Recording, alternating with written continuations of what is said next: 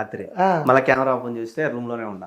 ఓని రాత్రి ఫోన్ చేసి మాట్లాడినావు, పొద్దున్నే వచ్చి ఇక్కడ ఉండవు షాక్ అయిపోయింది అక్క. నిజంగా అది కూడా క్రేజీ అనిపించింది. తర్వాత మీ చెల్లెలు మీ ఇంట్లో వైఫ్ పక్కన ఇంకా మా చిన్నక్క ఉంది, కానీ మా చిన్నక్క కడప అన్నమాట. ఫోటో పెట్టారా? చిన్నక్క మిస్ అయినా అప్పుడు. ఓకే, ఫోటో అయితే పెట్టారు కదా. చూసిన తర్వాత నెక్స్ట్ రిప్లై ఏమొచ్చిందంటే చాలా మంది క్వశ్చన్ మార్క్ అది ఫోటో పెట్టాడు కానీ ఆపేసారు అనుకుంటా మీరు. అంటే ఆ అక్క మళ్ళీ ఫోన్ చేసింది, దాన్ని నేను తీలాగిపోయిన వీడియో. ఓకే, సో అంటే కష్టపడుకుంటా పని చేసుకుంటా అంటే ఈ లైఫ్ ఎలా అనిపిస్తుంది అంటే ఈ జన్మ అంటే కొంతమంది భయపడతారు, ఇబ్బందులు వస్తున్నాయి అంటే భయపడి అక్కడికి లైఫ్ ఎండ్ చేసుకుంటారు కొంతమంది. సో సూసైడ్ అటెంప్ట్ చేసుకుంటారు, అరే ఇన్ని కష్టాలు నాకే వచ్చినాయి అని చెప్పి కూడా ఇబ్బందులు పడి ఆ సూసైడ్ కానీ సో సంథింగ్ ఇక్కడ యాక్సిడెంట్ కానీ ఏదో ఒకటి చేసుకుంటూ ఉంటారు. అలా మీకేమనిపిస్తుంది అంటే మీరు కష్టపడి చిన్నప్పుడే అంటే నాన్న సపోర్ట్ లేకుండా మదర్ సపోర్ట్తోనే ముగ్గురు అక్కల పెళ్ళిలో ఒక చెల్లె, సో ఈ అన్నీ తలుచుకుంటే ఏమనిపిస్తూ ఉంటుంది మీకు? ఒకసారి నేను కూడా చచ్చిపోదాం అనుకున్నా కదా.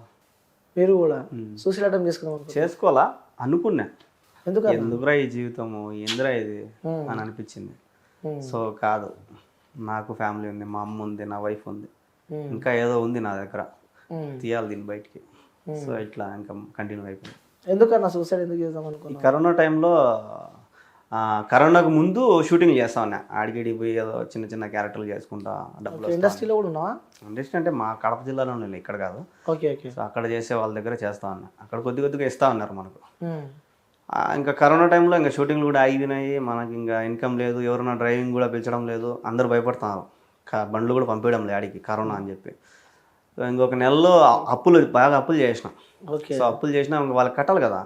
ఈ కరోనా లాక్డౌన్, కూరగాయలు అమ్మిన, ఆటోలో కూరగాయలు వేసుకొని పోయి అమ్మిన, మాస్క్ పెట్టుకొని అమ్మిన, ఎవరన్నా చూసి కనుక్కుంటారని.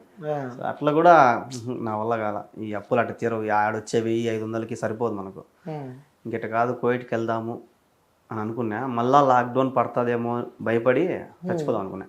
ఓకే, అప్పుడు మాత్రం కొద్దిగా ఆలోచించిన, వద్దు బతకాల, సాధించాలా. అంటే అలా ఆ లైఫ్ మీద విరక్తి కొట్టి ఇక చనిపోదాం, ఇక లైఫ్ ఇక్కడికే అయిపోయింది, ఎండ్ అయిపోయింది అని కూడా చాలా మంది అనుకుంటున్నారు. సో వాళ్ళకి మీరు ఏం చెప్పాలనుకుంటున్నారు? ఎందుకంటే మీరు ఆ రోజు ఆగారు కాబట్టి ఈరోజు ఈ పొజిషన్లో ఉన్నారు. సో ఫ్యామిలీ అంతా సంతోషంగా ఉన్నారు, సో మంచిగా హ్యాపీగా లీడ్ చేస్తున్నారు. ఒక్కవేళ అదే రోజు అది జరిగి ఉంటే సిచ్యువేషన్ ఏ విధంగా ఉండేదన్న? నేను దాన్ని బట్టి ఒకటే చెప్తా, సచ్చి సాధించే కన్నా బతికి సాధించాలి. ఎందుకంటే నేను ఇప్పుడు బతికి సాధించిన, అంతే దానికి ఆన్సర్. బతకాలి, ఇంకా లైఫ్ చాలా ఉంది, ఇంకా చాలా లీడ్ చేయాలంటారు. వన్స్ ఆ రోజు స్టాప్ అయితే మాత్రం ఇంకా వేరేలా ఉండేది అంటారు. ఏం చేశారన్న మూవీస్? సారథి అని ఒకటి, మన ఎన్టీఆర్ వాళ్ళ అన్న తారకరత్న చనిపోయినారు కదా. అవునా? సో ఆ సార్తో ఒకటి అయింది. ఇంకా 2 సినిమాలు ఇంకా రిలీజ్ కాలేదు. ఏంటి మీ ఆశ, మీ గోల్, మీ డ్రీమ్ ఏంటి? డ్రీమ్ అంటూ ఏం లేదు, డబ్బు బాగా సంపాదించాలి. సంపాదిస్తున్నారు కదా ఇప్పుడు పోగొట్టిందంతా అది ఎవరు తెలియదు. సో పోగొట్టినా కదా చాలా, అదంతా లాక్కోవాలి కదా నేను. అవును. సో అదంతా లాక్కొని కూడా ఇంకా సంపాదించాలి. అంటే మా ఇంట్లో వాళ్ళు నాయన తేపోనైనా అంటే నా దగ్గర లెక్క లేదు అనే పొజిషన్కి వస్తే చాలు నేను. సూపర్. అంటే అంటూ ఉంటారా చుట్టుపక్కల వాళ్ళు, అరే యూట్యూబ్ నుంచి మస్తు రెవెన్యూ వస్తుంది వానికి ఏందని చెప్పి కూడా అంటూ ఉంటారు.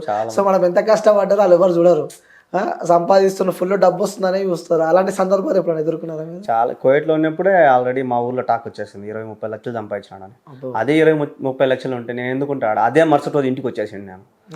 చాలా మంది కూడా అన్నారు, ఆ టాక్ వచ్చింది. ఈనాడు కూడా ఒక వీడియో వచ్చింది, వాయిస్ ఓవర్ చెప్పి ఒక వీడియో వదిలింది, ఎవరో ఆమె తెలీదు, ఆ ఛానల్ పేరు అది తెలీదు. సో ఆమె అంటుంది నెలకు 2 లక్షలు సంపాదిస్తున్నాను యూట్యూబ్ నుంచి. నెలకు 2 లక్షలు అంటే ఇంకేమో, నేను ఇంకొక రేపు సంవత్సరంలో ఇల్లు కడతా. ఇల్లు లేదన్న అక్కడ ఇప్పటికీ? సొంత ఇల్లు లేదు, రెంట్లోనే ఉంటున్నాను. చిన్నప్పటి నుంచి నేను పని చేస్తాను. నేను 150 రూపాయలతో కట్టినా బాడిగా.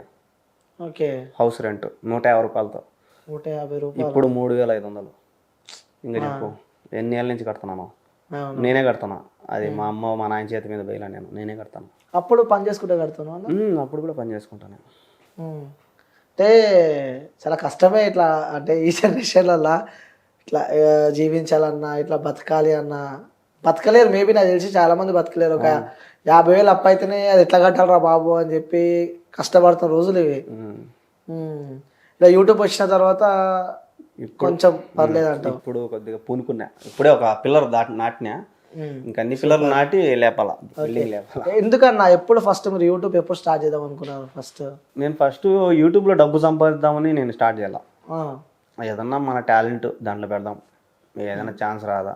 ఇప్పుడు నెల్లూరు వాళ్ళు ఈ కొన్ని మూవీ షార్ట్లు తీసుకొని వీడియోలు తీస్తూ ఉంటారు, షార్ట్ మూవీస్, ఈ ఛత్రపతి ఫైట్స్ అంట అవి ఉంటాయి, అది స్టార్ట్ చేసిన ఒకసారి.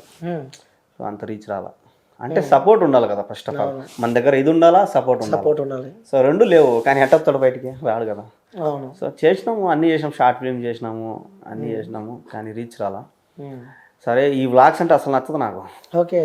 కానీ జనాలు లైక్ చేస్తున్నారు. ఫస్ట్ వ్లాగ్ ఏందన్నా? ఫస్ట్ నేను చేసింది కువైట్లో. నేను ఫస్ట్ అందరికి హెల్ప్ చేస్తా ఉన్నా చాలా వరకు. అవును, చూసా, ఒక బాక్స్ లో ఉంది, ఆ బాక్స్ లో స్కానింగ్ పెట్టి కూడా చూపించారు. అది వచ్చి ఇప్పుడు నేను అడుక్కునేలే కానీ అది నేను ప్రజెంట్ చాలా మంది, నువ్వు ఎందుకు కువైట్కి పోతావు, ఇక్కడే ఉండొచ్చు కదా, బండి తీసుకొని కార్ తీసుకొని ఇక్కడే ఉండొచ్చు కదా అని చాలా మంది అడిగితే, నేను సరే అంతమంది నా మీద జాలి చూపిస్తున్నారు, ఎట్లా జాలి చూపిస్తారేమో అని చెప్పి ఒక పోస్ట్ పెట్టినా నేను, అంతే. దానికే వల్గర్గా మాట్లాడేసినారు, నీ ₹1 వద్దురా స్వామి అని చెప్పి డిలీట్ చేసేసిన దాన్ని. నేను నాకు వద్దని చెప్పి నేను పెట్టలా, ఆ వీడియో పెట్టలా, నేను డిలీట్ చేసేసిన. ఇంకా ఎలా ఉంటుంది నాకు ఇట్లా ఏదో బాక్స్ ఏదో చూపించారు, ఏదో అందులో బట్టలు ఏదో వేస్తున్నట్టు. అది వచ్చి అది ఏరియాకి ఒక బాక్స్ పెడతారు. ఓకే. పేద పిల్లలకి వేరే దేశానికి పోతాయి, ఆ దేశంలో ఉండరు, వేరే దేశానికి పోతాయి అనమాట. ఓకే. మన దగ్గర వేస్ట్ గుడలు కానీ, వేస్ట్ ఏదన్నా బెడ్షీట్లు కానీ అలాంటివి వేసినామంటే వాళ్ళకి పోతాయి అనమాట అవి. సో అవి చేరుస్తారు, దాంట్లో కూడా వేసినా నేను. ఫస్ట్ నేను అయ్యే చేస్తానండి, హెల్పింగ్ వీడియోలో చేస్తా ఉన్నా. ఇక్కడ రాజంపేటలో కూడా చాలా వరకు హెల్పింగ్ వీడియోలు చేశాను నేను. హెల్పింగ్ వీడియో చేసిన, అవి కూడా రీచ్ లేదు. సో ఇంకెట్ట కాదరా వ్లాగ్స్ చేద్దాం, ఒకసారి స్టార్ట్ చేద్దాం అని చెప్పి కువైట్లో మా బండ్లు ఎన్ని ఉన్నాయి అని చెప్పి ఒక షార్ట్ పెట్టినా. అది సుమారు పోయింది, మిలియన్లో పోయింది. ఓకే. ఇంకా అప్పటి నుంచి స్టార్ట్, ఇదైతే బాగున్నదిరా అని. కథం అక్కడి నుంచి స్టార్ట్ చేశారు. సో చాలా మందికి ఒక క్వశ్చన్ మార్క్, ఒక నిజం అంటారు కదా. సో ఇప్పుడు కూడా మీరు ఇప్పుడు ఒక అమ్మాయి ఏదో వీడియో పెట్టి నెలకి ఇంత సంపాదిస్తుందని, సో వాస్తవంగా యూట్యూబ్ రెవెన్యూ ఎంత వస్తూ ఉంటుంది అన్న నెలకి? మీరు నా జీతం కన్నా ఎక్కువ వస్తుంది. జీతం 40 వస్తుంది. 40. ఓకే. నా జీతం కన్నా ఒక 2% 3% ఎక్కువ వస్తుంది అంతే. ఓకే. అంటే ఎగ్జాక్ట్ ఫిగర్ చెప్పకపోయినా ఈ ఎస్టిమేషన్లో వస్తుంది అంటుంటారు. సో ఇప్పుడు ఏ వర్క్ చేస్తున్నారు అక్కడ కువైట్ నుంచి ఇక్కడ వచ్చిన తర్వాత, కడపకు వచ్చిన తర్వాత, రాజంపేటకి వచ్చిన తర్వాత ఏం చేస్తున్నారు వర్క్ ఇప్పుడు? మరి ఇప్పుడు ప్రజెంట్ అయితే ఏం చేయాలి, దీన్ని నడుపుతున్నా. నెక్స్ట్ ఏంది మరి? కారు కొందాం అనుకున్నా, దానికోసమే ఒక హెల్ప్ కూడా అడిగినా, కానీ జనాలు చేసే పొజిషన్లో లేరు. నీకేమైనా కాలు చేతులు బాగానే ఉన్నాయి కదా అని ఉన్నారు. సో కారు తీసుకోవడానికి నా దగ్గర నేను ఎట్లా అంటే, కారు మొత్తం పేమెంట్ కట్టేసాం అనుకో, సో మనకి ఎటువంటి ఇబ్బంది ఉండదు. అదే ఫైనాన్స్, ఇప్పుడు నా దగ్గర ఉండే సగం డబ్బులు దానికి కట్టినాను అనుకో, అది 1 నెల 2 నెలలు కట్టకపోతే దాన్ని ఎత్తుకొమ్ముతారు. సో నేను మళ్ళా కిందికి వెళ్ళిపోతా. అవును. సో అట్లా కాకుండా మీరు ఎవరైనా హెల్ప్ చేస్తారేమో అని ఒక పోస్ట్ పెట్టినా, సో వాళ్ళు హెల్ప్ చేసే పొజిషన్లో లేరు. కింద కామెంట్లు ఏమొచ్చినాయి? బా స్వామి, రాత్రి 1 గంటలో డిలీట్ చేసాను దాన్ని. 90 కామెంట్లు వచ్చినాయి. అంటే ఒక వ్యక్తి కువైట్ పోయిండు, మంచిగా వ్లాగ్స్ చేస్తుండు, ఫాలోవర్స్ చూస్తే బీవచ్చంగా ఫాలోవర్స్ ఉన్నారు, మళ్ళీ ఏంటి ఇలాంటి పోస్టులు పెట్టారని చెప్పి కూడా అనుకుంటారు కదా. అంటే ఇప్పుడు నాకు వచ్చే పేమెంట్లో ఒక 5 లక్షలు పెట్టి కార్ తీసుకోవాలి, సెకండ్ హ్యాండ్, కొత్తది కూడా కాదు. ఇదంతా జమ చేసుకొని దాన్ని నేను ఎప్పుడు కొనేది 5 లక్షలు జమ చేయాలి. సో దాన్ని కొనే టయానికి నాకు మళ్ళీ రిటర్న్ పోయేదానికి టైం దగ్గరకు వచ్చేస్తుంది. నేను పోకుండా ఉండాలంటే ఆ కార్ తీసుకున్నానంటే నేను ఇక్కడ బాడీలు తోలుకుంటా ఉంటాను కదా. సో ఆ ప్లాన్లో నేను అడిగిన, అందరు ఏమనుకుంటా అంటే నువ్వు దుబారుగా తిరిగేదానికి అడుగుతున్నావా అని అన్నారు. ఆయన నీ కారు వద్దు, ఏం వద్దు సార్ అని చెప్పి నా దగ్గర ఉన్న డబ్బుతో నేనైతే ప్రజెంట్ బుల్లెట్ అయితే బుక్ చేసిన. థ్యాంక్స్ నా. వ్లాగ్స్ స్టార్ట్ చేద్దామని దాంట్లోనే. వచ్చిన కాడికి రాని 10,000 రాని 20,000 రాని నా సొంత డబ్బులు వచ్చే చాలు నాకు. వీళ్ళ దగ్గర నుంచి ₹1 వద్దు, వాళ్ళు చూస్తే చాలు నాకు. అంటే మ్యారేజ్ తర్వాత వెళ్ళారన్నా కువైట్కి? మ్యారేజ్ తర్వాత. అంటే ఎలా అనిపించిందన్నా? అంటే పెళ్లి చేసుకుని మనతో ఉండాలని చెప్పి వచ్చిన వాళ్ళని కూడా ఎంతో, ఇంకా లవ్ మ్యారేజ్ మీదే ఎంతో ప్రేమతో ఇష్టపడి చేసుకున్నారు. సో వెళ్తుంటే ఆ మూమెంట్ ఎలా ఉండే? అంటే ఇప్పుడు ఇక్కడే ఉండి ఒక పూట తిని ఒక పూట తినకంట ఆ పాప బాధపడతా ఉంటే అది చూడలేక అక్కడికి వెళ్ళి నేను పస్తుండి ఆ పాప 3 పూటలు తింటుందంటే అది చాలు. ఇంకంతకన్నా ఇంకేం కావాలి. అంటే నిజంగా చెప్పాలన్నా వాస్తవంగా ఎన్నిసార్లు బాధను చంపుకొని బతికిరానా మీరు? ప్రతిరోజు జెండు బాంబు పుసుకొని పనుకుంటాం మేము, నిద్ర రాక. ప్రతిరోజు నరకం.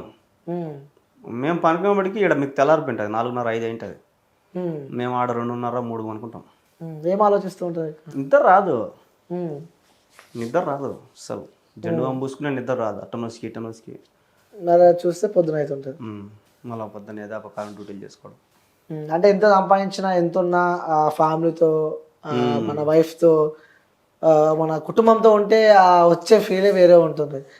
కానీ మనం ఎంత కష్టపడినా వీళ్ళు ఇక్కడ హ్యాపీగా ఉన్నారు కదా, అది చాలు.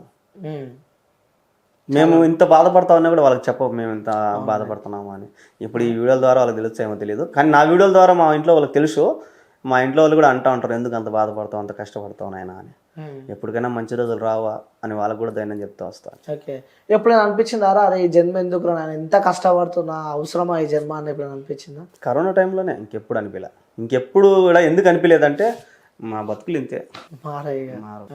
సో ఇప్పుడు నేను మార్చుకోవాలా అంతే. ఎందుకంటే ఇప్పుడు మా అమ్మ నాయన ఆస్తులు ఏం లేవు, మా తాతల ఆస్తులు ఏం లేవు, మా అమ్మ మా నాయన ఆస్తులు ఏం లేవు. మా నాయన చంపారేలా మా తాత చంపారిచ్చినట్టు కూడా అమ్మేసుకున్నారు. సో ఏం లేవు కాబట్టి మా బతుకులు ఇంతే. ఎప్పటికైనా నేను సంపాదించుకోవాల్సిందే, నిదానం సంపాదించుకుంటాం. జీరో మొత్తం అంత జీరో, ఏం లేదు, అంత స్థలం కూడా లేదు. ఓకే, మా నెక్స్ట్ ప్లానింగ్స్ ఏమైనా ఉన్నాయా? ప్లానింగ్స్ అంటే ఇంకా ఇదన్నా, ఇంకా యూట్యూబ్లో సంపాదించాలి దేవుని దేవుళ్ళు. చాలా మంది యూట్యూబ్లోనే సంపాదించి ఇల్లు బిల్డింగ్లు కట్టున్నారు, చాలా మంది చాలా చేస్తున్నారు.